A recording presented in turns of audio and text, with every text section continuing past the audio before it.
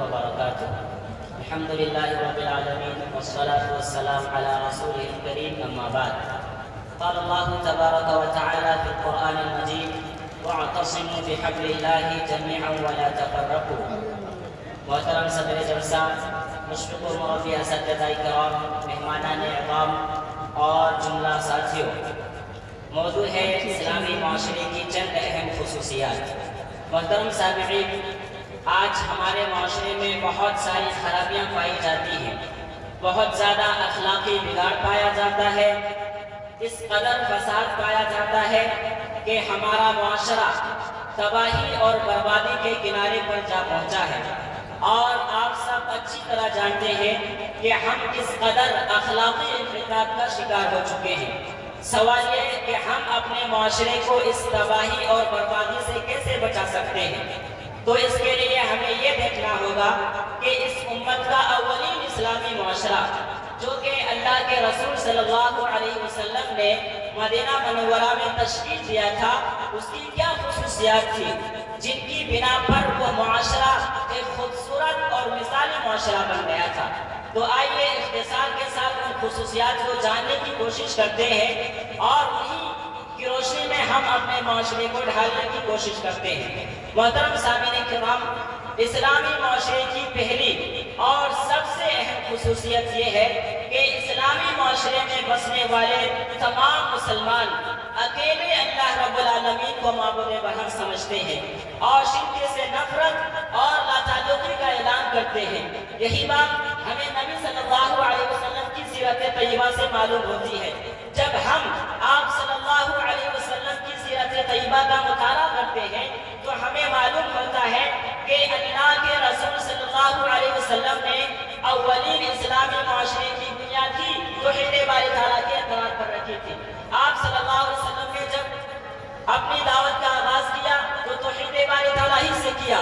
چنانچہ جب مکہ مکرمہ والوں کو کلمہ توحید کی دعوت دی تو سب سے پہلے جس جملہ سے اسٹارٹ کیا وہ جملہ تھا: قولوا لا الہ الا اللہ تفلحوا۔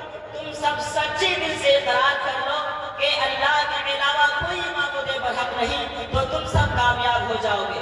چنانچہ نبی صلی اللہ علیہ وسلم کی سیرت طیبہ کی روشنی میں ہمیں یہی معلوم ہوتا ہے کہ ایک کامیاب اسلامی معاشرے کے قیام کے لیے سب سے پہلے معاشرے میں بسنے والے تمام مسلمانوں کے عقیدے کی اصلاح کرنا ضروری امر ہے۔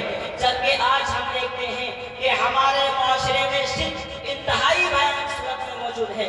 وہ مقامات جہاں اللہ کے علاوہ کسی اور کو پکارا نہیں جانا چاہیے تھا، وہاں غیر اللہ کو پکارا جاتا ہے۔ غیر اللہ کے نام کی نظر و نیاز پیش کی جاتی ہے، غیر اللہ کے لیے رکوع سجود جیسی عبادات انجام دی جاتی ہیں۔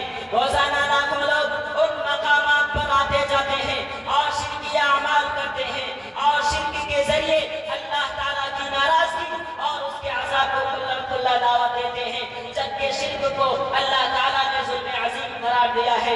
اس صورتحال میں کیسے ممکن ہے کہ ہمارا معاشرہ ترقی کرے، ہمارے معاشرے کی اصلاح ہو جائے؟ یقیناً یہ نہیں ہو سکتا جب تک کہ تمام لوگ شرک سے توبہ نہ کر لیں، جب تک کہ شرکیہ مراکز ختم نہ کیے جائیں، معاشرے کی اصلاح نہیں ہو سکتی ہے۔ اسلامی معاشرے کی دوسری خصوصیت یہ ہے کہ اس میں بسنے والے تمام لوگ ایک امت ہوتے ہیں، ان میں گروہ بندی نہیں ہوتی، ان میں فرقہ واریت نہیں ہوتی، وہ ایک اللہ کی عبادت کرنے والے، ایک رسول کی اتباع کرنے والے اور ایک ہی قبلے کی طرف رخ کر کے نماز پڑھنے والے ہوتے ہیں۔ اگر ان کے مابین کسی مسئلے میں جھگڑا ہو جاتا ہے تو وہ اسے کتاب اللہ اور سنت رسول اللہ کی روشنی میں حل کر لیتے ہیں۔ اللہ رب العالمین نے تمام اہل ایمان کو متحد رہنے کا حکم دیا اور فرقہ واریت سے منع فرمایا ہے۔ اللہ رب العالمین فرماتا ہے: وَاعْتَصِمُوا بِحَبْلِ اللَّهِ جَمِيعًا وَلَا تَفَرَّقُوا۔ تم اللہ تعالیٰ کی رسی کو مضبوطی سے تھام لو اور تفرقہ بازی مت کرو، فرقوں میں مت بٹ جاؤ۔ لیکن افسوس، آج ہم دیکھتے ہیں کہ ہمارے معاشرے میں فرقہ واریت انتہائی بھیانک شکل اختیار کر چکی ہے اور اللہ کے گھروں پر بھی مخصوص گروہوں کے لیبل لگا دیے گئے ہیں۔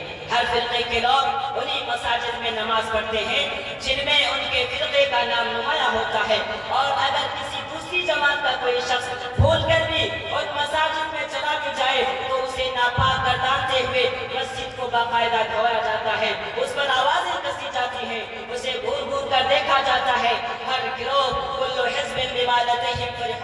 عملی نقشہ پیش کر رہا ہے، اور جو جس عقیدے جس نظریے پر لگا ہوا ہے وہ اسی عقیدے اور اسی نظریے کو حق پر تصور کرتا ہے اور دوسرے تمام عقائد کو باطل پر تصور کرتا ہے۔ اس صورتحال میں کیسے ممکن ہے کہ ہمارا معاشرہ ترقی کرے، ہمارے معاشرے کی اصلاح ہو جائے؟ یقیناً یہ نہیں ہو سکتا جب تک کہ تمام لوگ ایک امت نہ ہو جائے، جب تک کہ ان کے دلوں میں ایک دوسرے کے لیے محبت پیدا نہ ہو جائے، معاشرے کی اصلاح نہیں ہو سکتی ہے۔ اللہ رب العالمین فرماتا ہے ان هذه امتكم امة واحدة وانا ربكم فاعبدون، یہ امت در حقیقت ایک ہی امت ہے، میں تمہارا رب ہوں لہذا تم میری ہی عبادت کرو۔ آخر میں اللہ رب العالمین سے دعا ہے کہ بار الہ ہم تمام مسلمانوں کو اپنے معاشرے کی اصلاح کرنے کی توفیق عطا فرما، آمین تقبل یا رب العالمین۔ والسلام علیکم ورحمۃ اللہ وبرکاتہ۔